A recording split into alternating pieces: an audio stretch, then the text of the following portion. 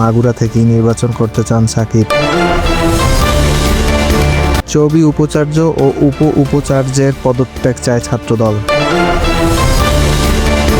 নির্বাচনে আইন শৃঙ্খলা বাহিনীর 7 লাখ সদস্য দায়িত্বে থাকবে বললেন স্বরাষ্ট্র উপদেষ্টা। হামলা হলে মধ্যপ্রাচ্যের মার্কিন ঘাঁটিগুলো উড়িয়ে দেবে ইরান। ঘুষের টাকাসহ পরিবার পরিকল্পনার অফিস সহকারী গ্রেপ্তার। পাকিস্তানের সঙ্গে সম্পর্ক উন্নতি করার চেষ্টা করছি বললেন পররাষ্ট্র উপদেষ্টা।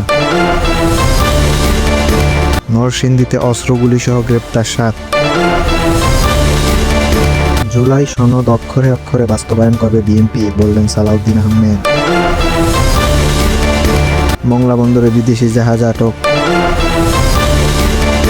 সীমান্তে 17 জনকে ঠেলে পাঠিয়েছে বিএসএফ। আরব আমিরাতে 440 বাংলাদেশি বন্দীকে রাজকীয় ক্ষমা। বিক্ষোভ দমনে সফল ইরান, রাজপথে সরকারপন্থীদের দখলে। গাজায় গণহত্যায় ইসরায়েলকে মুসলিম দেশের সহায়তার গোপন নথি ফাঁস। ইরানের ভয়াবহ হামলার শঙ্কা, কাতারের মার্কিন ঘাঁটি ছাড়তে কর্মকর্তাদের নির্দেশ। নাহিদ ইসলামের রাজনৈতিক অফিসে গুলি ভাঙচুর। 7 কলেজের শিক্ষার্থীদের নতুন কর্মসূচি ঘোষণা।